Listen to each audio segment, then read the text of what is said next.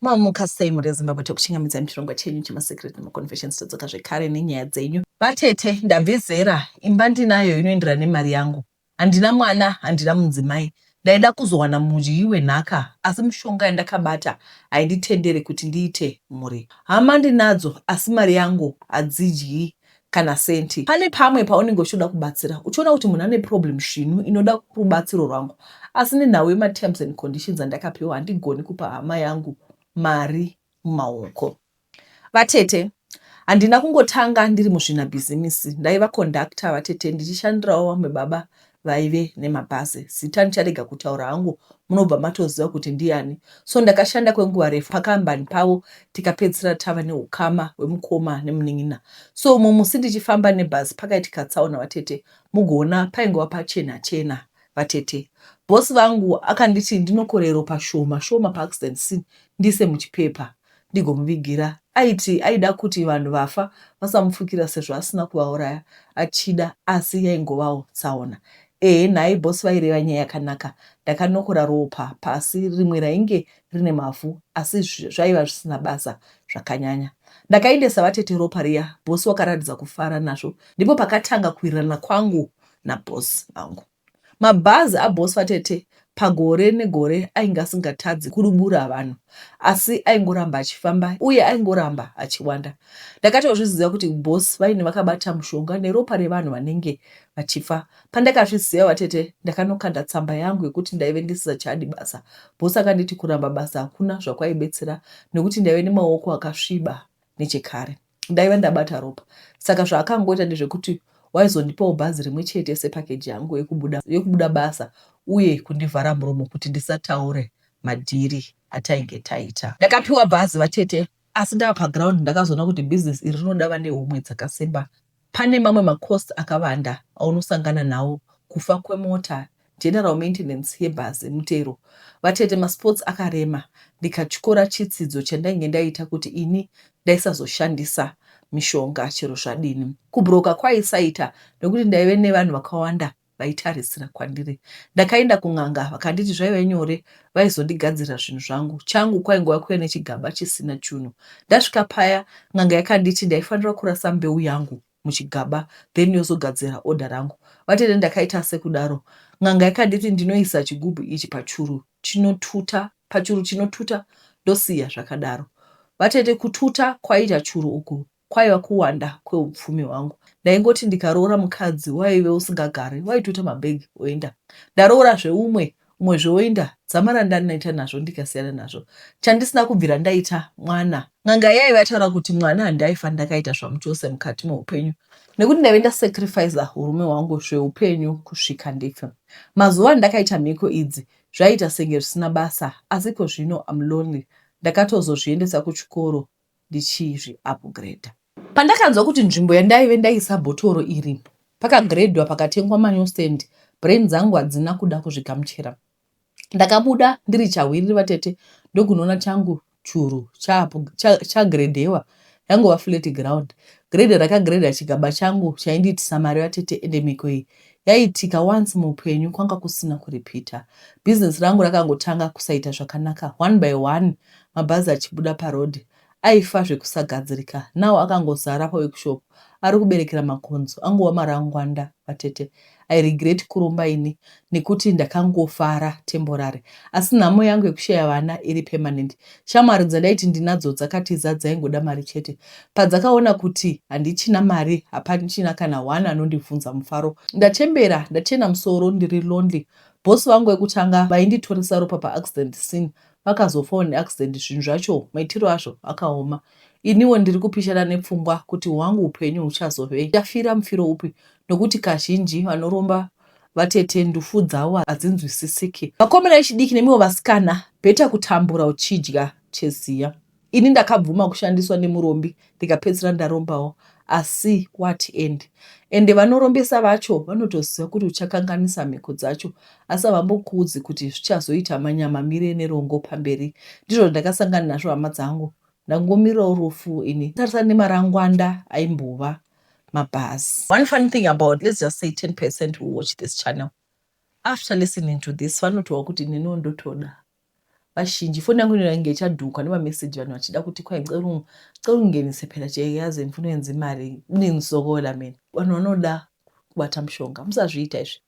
Alright, regai tipinde munyaya inotevera. Ndaimuka ndisina chivharangosi. Makasimba here vatete? Ndiri mudzimai wechidiki, ndine 28 years. Ndakaroorwa nemurume wangu Silence. Kwava kutorwa kwava kunogara kumusha. Silence aiti renti yekugara mudhorobha yaizotikurira. Munhu wangu ndaimuda, ndikati kugara kumusha kwakauraya vangani. Kumusha kwacho vatete Silence wanga wakavaka flat. Saka ndakasvikopinda mumba. Pamusha apa paive nemafleti matatu, nokuti mumba mana Silence maive nemusikana mumwe chete aiva Dango, oteverwa nevakomana vatatu, Silence iye ari gotwe. So umwe neumwe mukomana aiva nenzvimbo yaiva avakira pasemi ipapo. Saka dzimba dzaivepo dzaisvika 4, 3 dzevakomana, yana bankuru neimwe hombe yevabereki nekicheni yeuswa yaiva yana mai, asi vakazosheka havo mushure mekunge vabatwa gomarara rechibereko. Silence paiva kubasa, pamba paigara ini, baba nomuzukuru komanawo. Mwana wavatete aigarapo kubva achiri mudiki. Ipapo ainge ari form 1 pasekondari yaive pedyo. Vatete takagara zvakanaka pamusha apa. Baba vaiva munhu aiva kanyarara, vasina basa nezvinhu zvizhinji. Ndingangoti taive tigere murunyararo. Silence waiti kana ari kuoff kwake kumaChina wauya kuzondiona. Ndakatombonetsera kuendawo kunogara kutown naSilence. Silence aitsika madziro achiti pamusha panga pasina amai, saka ndaifanira kuva mai vemusha. Neuwanana hazvina kumbopinda mubrain dzangu kuti nemhaka yei vana mai guru chero hazvo vaiva vakavakirapo vaisagarapo. Vaiva vakanotsvaka dzimwe nzvimbo nyowani dzokugara vachisiya misha yavo. Ndakatombofunga kuti Silence kusandida kutown kune umwe mukadzi ainge awana. So one day ndakaita zvekujuma. Aiwa, ndakagotsikana kuti munhu kwaiva kusinako. Ndakati gare kutown ndokudzokera kumusha, nekuti nguva yekuti minda irimwe yainge yakwana. Vatete, asi pane chinhu 1 chaindinetsa pamba apa. Ndaiti ndikarara vatete, ndaimuka ndisina bhurugwa remukati. Mumba yandairara ndakakiya dhoo. Uye dhoo racho raive nenoizi yekuti munhu waiti akaguma waitozvinzwa. Kurivhara raitoita noizi yaiva wese. Saka munhu waiba mabhurugwa angu ndiani uye achimashandisei. Moza vatete ndakapedzera ndava kurara ndisina kupfeka. Sokuti ndaiti kana ndikashaya bhurugwa rangu handizomborioni zvakare. Saka ndakati yowe, zvandichapedzisira ndisina kana rimwe chete. Zvaive zvisingatauriki kumurume wangu kuti ndiri kushayiwa zvivharangosi. Rangarirai kuti ndaive mwenga vatete, zvaizoita sekuti pamwe wandaipuma munhubu neurwe mumusha umu ndibaba. Saka vatete ndaingokuvarira mukati kuti nditi munhu angabira kupfeka, angagovani, nokuti ndindega ndaingwa munhu mukadzoga. Saka munhu aida kuapfeka aigovani. Pamusha paingova neni nababa nemuzukuru komana. Vatete baba vakazodonha mumunda mumusi, vakamhanyiswa kuchipatara, hanzi BP yavo yakakwira. Saka vakanzi vanofanira kugara muchipatara kwemazuva 3 vachimonetwa kuti vari kudavira here maperiods. Takafonera vaiva pedyo tikavaudza kuti baba vainge varwara. Vana bamukuru namai guru vakati vainge vavharirwa nerwizi rwaive rwakazara, saka vaiva kutozouya kana rwaserera. Ndakafonera Silence akati ainge achangobva kuoff, asi regai akumbire kubasa. So paingova neni nemuzukuru.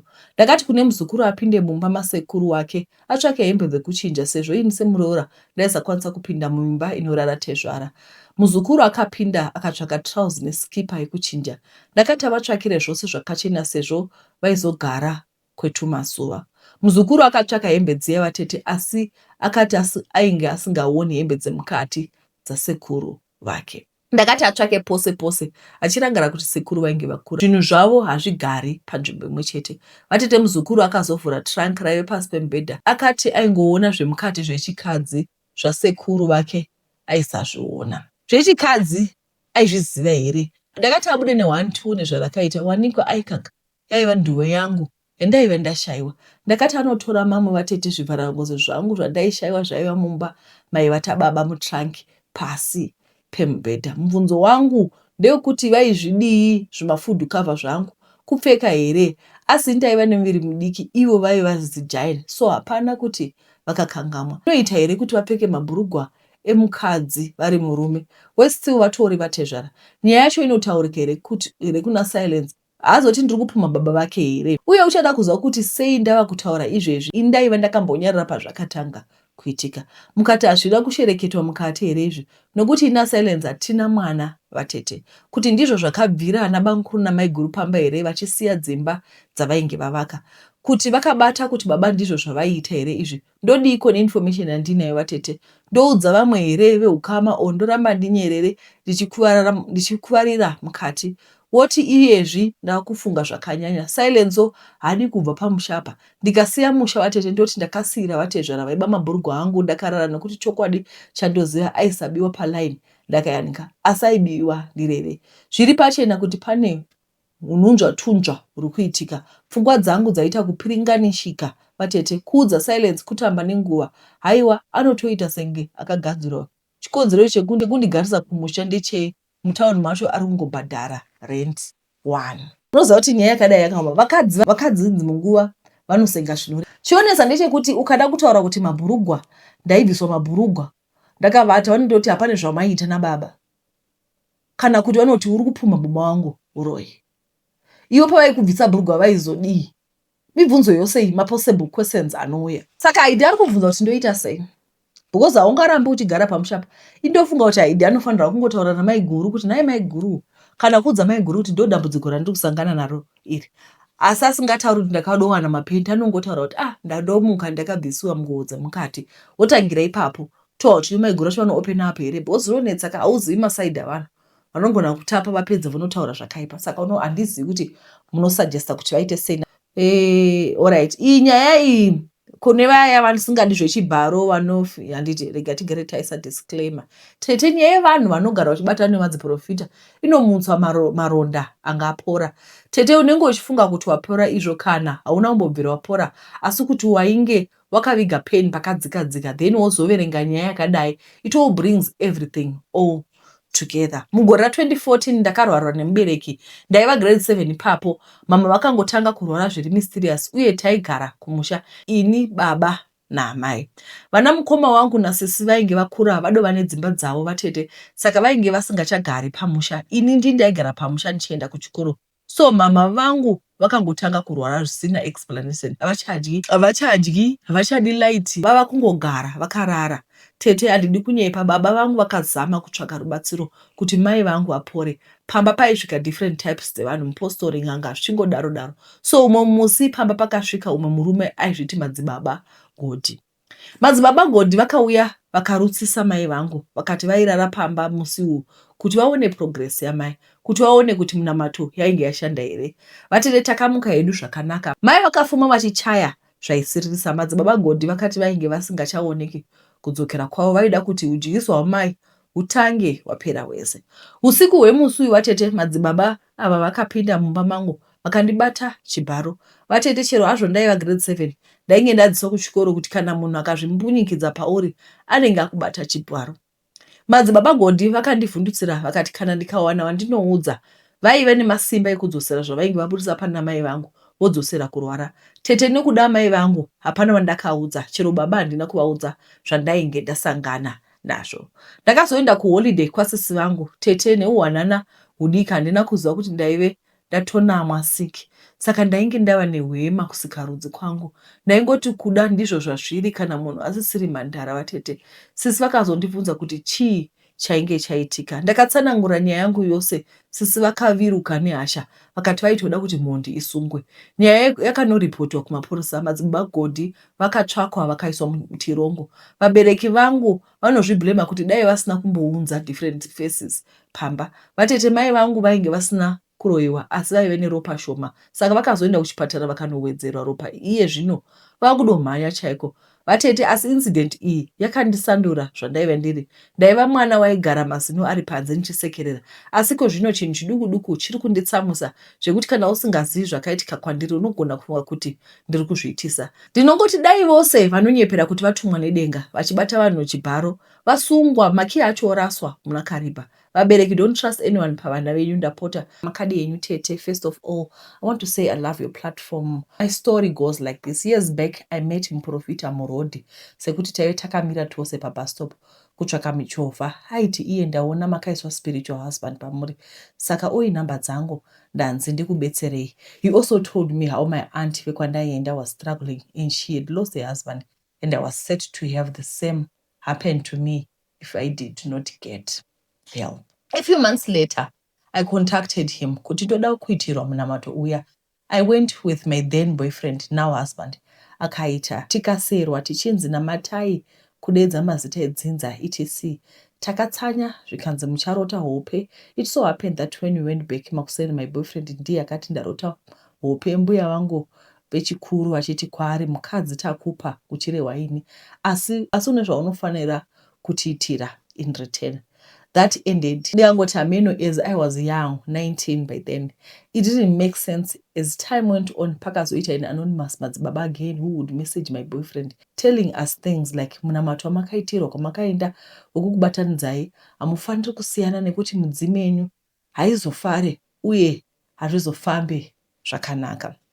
To take you back a little bit, I listened to all this because back kwainge kune hondo, vabereki yainge yangova violence yoga vachirwa. So I thought by doing all this maybe I could help ease the spiritual burden yange yasaka kushayisa mufaro mumba. Nekuda kwekudaro handina kurambana nemukomana pamusaka pekuti painge panzi vadzimu havazofare uye kuva kwedu tese kwaizoyamura mhuri dzedu kubva kumatambudziko akasiyana. Fast forward, I stayed in the relationship with the hope yekuti zvichanaka, and I fell pregnant. Before ndaziva pambiri apa, ndainge ndarota hope ndichinzi une pambiri, asi ukabara ndaona wapenga. I just brushed it off.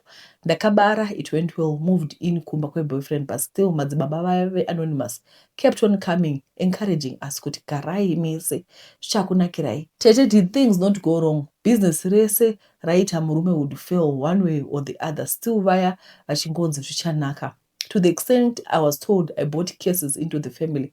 I thought of leaving the marriage, but the anonymous madzibaba would come and say, hazviti, mukasiyana muchatambura wese. Just to take you back a little bit, pazvese izvi murume ndiye aitambira macalls amadzibaba vaya kwandiri vaiti hatitenderi kufona, ende ndiye akavaona in person. Kwandiri vaingotsika-tsika kana taronga kusangana. My problem now is I feel scammed. Like my boyfriend set me up, nothing ever changed. Things are the same in both our families. Actually, our families provide for us from time to time. Vedwe maprofita regai ichikai mwari imuna taisireva. I'm regretting sometimes ndomboti kufa kuri nani chii chandakaita. How could I be so blind? Yours regretting. Makambona zvimwe zvimakomedi zvinenge zvakanzi no one, zvimwe zvima-emoji zvima-mimi painternet kunzi no one, munhu ongokusukela vakamira pabus stop, zvikaiwe murume wako achafa zvichazodai zvikadai, iwe chitotanga kunditevera. After that ndibva kwauya muprofita ari anonymous manje, umwewo akangouya anonymous. Ndikuona sekuti vanhu makunyanya kubhilivha maprofita kudarika muna Mwari. Sekuona kwangu makunyanya kubhilivha zvekutoti izvezvi ukangoi tete Glory muprofita mose munouya nenhunha dzenyu makadai. Handizivi kuti kutambura here kana kuti stupidity. Sorry, I have to use that word. Handizivi. Pane holiday takaenda kuZimbabwe patati tiri kuHarare, bamunini vangu mai. Saka takaenda nabamunini vangu muningi wamurume wangu. Saka vatoenda nesister yangu kotenga chingwa. Vari kudzoka vakabva vati, ndaona kamufesi uyo. Ndikati ina ndimzivi because I didn't grow up with him. Vakati mufesi takatokura naye anga achiprofita naye. Kwai pandiona kudai. Abva mutarisa kudai. Ndibva takakwesha musoro. Kwai mandaramba ndakamutarisa. Zvekuti unoziva kuti munhu ibhoizi rako takakura tose, all of a sudden munhu atowaprofita, munhu akutoshopera vanhu kuti kwai kuna matira kuti kudii, zvinhu zvekuti mune muchinyeberwa guys ka. Ngatityei Mwari sekutaura kwazvaita. On this issue anyway, rega tingoti mukawo zvamahwa regai kumanya. Ndoziva kuti matrambudzo tinawo, asi ngatiregei kungobhiliva. Ndembe zveyoda kundinyadzisa. Ngatiregei kungoramba tongobhiliva zvinhu zvose handiti. Alright, regai tiveringe nyaya inotevera. Makadi vatete. I'm a boy aged 15. Dambudziko rangu rakatanga 2023 pakashaya mai vangu tete. Momu vainzi vaurayiwa nehama dzavo, but nyaya yangu iri pakuti kubva apa tete ndiri munhu anongorwara. Ndakafamba zvinonzi munhu akauraya momu akurwadziwa nekurarama kwandiri kuita nakoko. Hanzvadzi nemukoma wangu tete. Munhu uyu kumuziva ndakumuziva because munhu wepedyo, uye pese panouya pamba pedu tinosara tichirwara. And now ndiri kuboarding school, but ndinonzi ndinoita zvinhu zviri weird tete. Nditori nemweya wekuda vakomana vechidiki, but vane mabig body. Ndotofila in love with a guy. Kunyangwe inini ndisiri kuda, but ndakaona mukomana ndinobva ndanzwa kuda kurara naye. but iitete ndakutotyisa because last time kwakauya mukomana aitoda kurara neni ndikabvuma kurara naye because ndaitomudawo kutokumbirawo kubatsirwa kuda vakomana kupere kuti ndikaona munhu musikana handitonzwi kumuda kukumbirawo kubatsirwa kana maposta mundiudza ndiwane kupinda mucomment section. Alright, saka ndakazobvunzwa kuti iwewo what's wrong? Chii, are you eating well? Because pekutanga ndandanguwa kuti ati ari kundiri kurwara. So he sent me his pictures. Ari kwai kuchikoro, vakomana vepachikoro pandinodzidza vanonditi ndiri gay and ndinoita mabasa erima. But nothing tete. Akanditumira pictures ake. He's a boy. He's a young boy. Of course, avipozi yakapozo yakaitwa makumbo kudai. Zviya zvevasikana zvekucrossanisa makumbo. Then the next picture is just an ordinary boy. All right. At 15, let's just say uri mukomana, and at 15, let's just say uri mwana wechikoro, musikana kauti mukomana. At 15, mema kuti wakutoda kurara. Muno wakuda kurara kauti unohama feelings, I don't know. Guys, at 15, are you having sex at 15? 15, chero body yako ichibozi 12, 13, 14, 15, 3 years into puberty. Watova ready kuti ugone kurara, unoti wakutoda kurara at 15. Handiziva hangu because society yedu iri kubvumira, iri kupromota zvinhu zvisina maturo. 15 tongoti uri mukomana, handogara uri mukomana. Ukamitisa musikana at 15, the reality is ukamitisa musikana at 15. Munonodlei kumba kwenyu. Because you are supposed, there's a man you are supposed to provide for the family. Handi mnimi matowadzi baba. Are you going to be able to pay lobola for that girl? So I'm asking kuti wewe unonzwa kuda kurara nemakomana uri attracted kuvakomana at 15.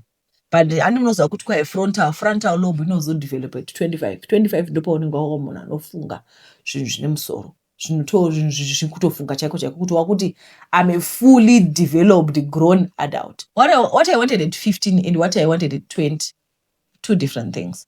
What I wanted at 25 and at 30, two different things. Uri form 3 cannot form the 4. Form 3, form 4 papa. The most important thing that you need to focus on is mabhuku. Upase, build your future towards your career, change your life. Because ndakabvunza kuti unogara nani, mama wakashaika. Akutofamba, mama wakashaika akatofamba akaudzwa kunzi munhu akakuuraya iwewe futi munhu akauraya mai yako ndiye munhu anoda kukuuraya at 15. I don't know, but I think we are too young. I think you need to focus. Makamboona mama vanowanzoposta paFacebook vantaura chekumasvingo vekuti kwai takadozviudza kuti kwai wekwa nkuru takawa nen'anga kuti kwai wekwa nkuru ndo vanobudirira. Zvinoisa hapana chatatomboita neupenyu. Tichingoti chero tikagoshanda zvobatsirei nekuti tinoroyiwa. Ukangoona watanga at 15 kuita pfungwa dzekufunga kuti unoroyiwa, pfungwa dzekutsvaka muprofita at 15, your story is finished. Hakuna kwauri kuenda. Vana vechikoro ngavafocus nechikoro. Focus on books. Don't entertain certain thoughts because at 15 right now you just have raging hormones. Nema hormones akawanda ari mubody mako. Anditi wobva wafunga kutanga kuita zvekurara nevakomana uri 15. And handinoziva kuti kana mukaita zvekurara nekumasure lasi regai ndimbokunzai. Kana nekumasure kunovhurika kudai. It's not elastic. Hakudzoki. Unozoda wapfeka mapamba. Plus HIV ikawanda. Unofa you are going to die young. You die young. Concentrate on school. Saka ndakazobvunzwa kuti dad kwai ndina daddy too. Ndina baba vangu vandakaudzwa, then pane baba vako vakanditi ndi baba vangu. Saka handitozivi baba vangu. There's a lot of confusion. Guys, handi munoona kuti development is shaped by the environment inokura mwana. Environment inxalanxoza. Kwai unoona baba tu saka handozivi kuti baba wake ndiani. Chechipiri ndechekuti unogara nakoko. Agara namama, mama wangu ati single mama nditi agara nakoko right now. Choita kuti vamwe vana vaone chinoita kuti vana vazhinji handisi kutaura kuti kudi. In some cases vamwe vana vanoona chongoti ndini mama. Vanoona role model yavo mama hapana daddy. Ndine imwe neighbor yangu so. Neighbor yangu munhu akanaka. I used to stay there pane imwe complex.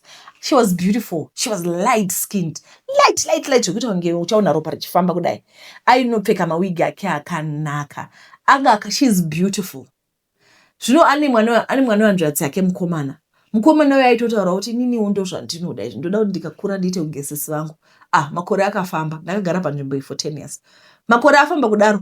Mwana wake anga ari kumagrade 6 ndaimboenda naye kuchechi. Mwana wake musikana grade 6 aiti inini ndikamukwanisa 14 ndoda kuti unoguruva samai vangu. Mukomana waiti unisisa wangu ndowafarira because she was looking up to her sister. The sister is not married. Ende zvesho utoona munhu akutanga kutodai. Munhu akutotanga kudai because brain vana vadiki vano admire. munhu mukuru. Dei pamba pane baba pane masculine figure. Aizoti mina ndifuna yindoda mina ndifuna uba njengobaba. But because hapana anoadmire chi mama. Kaka kadokwa kakane 6 kakazokwani kwete sika was 6 I think she was 8. She got pregnant at form 2. Katozvara mwana izvezvi drop out ndakazomona pasocial media paTikTok akutoita zvekudana nevakomana chi asi mwana mudiki akutopfekwa mawigi namai vake. So I'm saying development yemwana is shaped by the environment. Vana vedu tikavaisa muzvinhu kana vana saka kuri kunzi kana vana vakakura pamba pasina baba vachiona mai vanoadmire mama, they want to be like mama. It's dangerous for the boy child. Uyezve kana mukada kuita zvekugroova nechichi vana vanozviadmire zvizvonakidza hanimozvona zvonakidza but kumberi hazviratidzi kuti pamberi ava zvichadi zvichazoshata. Kutendai nekuna chirongwa chedu nhasi vana vana kutumira nyaya dzavo saka nyaya dzadziri shoma. Then pane audio yandawanayo yakatumigwa zuro tichazoitranscribe. Pane last one tichazoita mangwana tichaita Monday. Pane story futi imwe yakatranscribiwa naMichelle, I forgot that one. Tichaita neMonday handiti.